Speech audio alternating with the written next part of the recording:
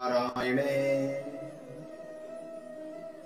गरुण जी भगवान विष्णु जी से पूछते हैं कि प्रभु अगले जन्म का वर्णन कीजिए।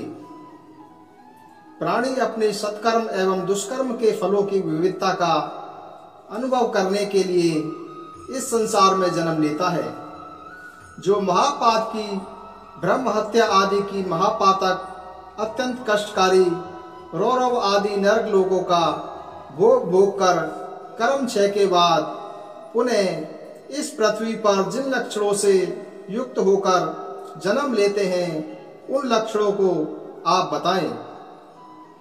हे खगिराज, ब्राह्मण की हत्या करने वाला महापातकी मृग, अश्व, सूकर और ऊंट की योनि प्राप्त होती है।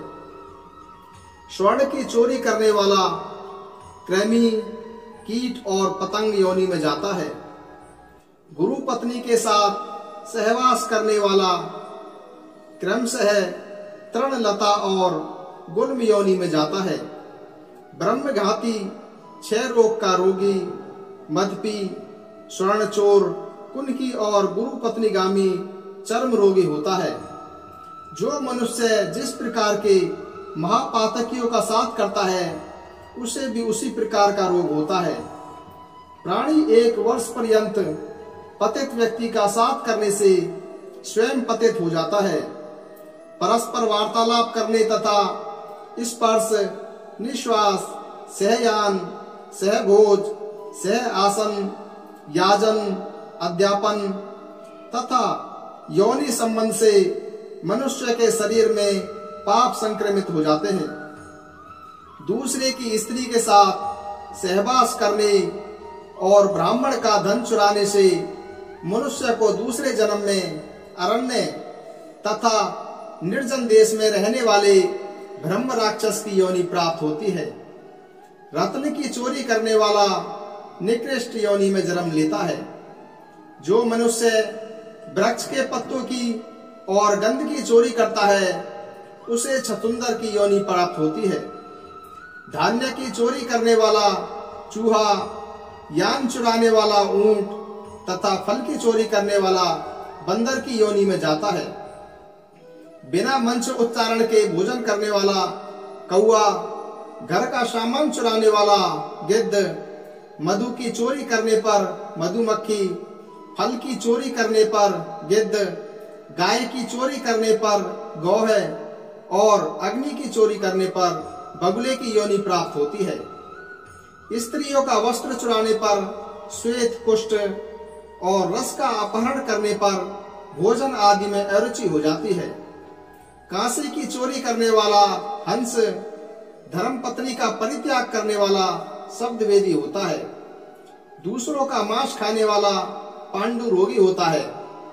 जो दूसरे की धरोहर का अपहरण करता है वह काना होता है। जो स्त्री के बल पर इस संसार में जीवन यापन करता है वह दूसरे जन्म में लंगड़ा होता है। जो मनुष्य पति परायण अपनी पत्नी का परित्याग करता है वह दूसरे जन्म में दुर्भाग्यशाली होता है। मित्र की हत्या करने वाला उल्लू होता है। पिता आदि श्रेष्ठ जनों की निंदा करने से प्राणी क्षय का रोगी होता है। विवाह में विघ्न उत्पन्न करने वाला पापी मच्छर की योनि में जाता है। अयाज्य यज्ञ कराने वाले को सूअर की योनि प्राप्त होती है। बासी और निषिद्ध भोजन करने वाले को कृमि तथा मात्सर्य दोष से युक्त प्राणी को भ्रमर की योनि मिलती है। गायों की चोरी करने पर सर्प तथा अन्न की चोरी करने पर प्राणी को अजीर्ण रोग होता है। जल की चोरी करने पर मछली, दूध की चोरी करने से बलार्किका और ब्राह्मण को दान में बासी भोजन देने से कुबड़े की योनि प्राप्त होती है। बिना किसी को दिए अकेले भोजन करने वाला व्यक्ति दूसरे जन्म में संतानहीन होता है। झूठी निंदा करने वाले लोगों को कछुए की योनि में जाना पड़ता है। जो ब्राह्मण शूद्र कन्या से विवाह कर लेता है वह भेड़िए की योनि प्राप्त करता है। जीवों का मांस खाने पर रोगी होता है। उक्त कर्मों से कुफल से प्राप्त नरक का भोग करने के बाद मनुष्य इन्हीं सब योनियों में प्रविष्ट होता है, ऐसा निश्चय ही समझना चाहिए। हे खगपति, जिस प्रकार इस संसार में नाना भांति के द्रव्य विद्यमान हैं, उसी प्रकार प्राणियों की विभिन्न जातियां भी हैं। वे सभी अपने अपने विभिन्न कर्मों के प्रतिफल रूप में सुख दुख तथा नाना योनियों का भोग करते हैं।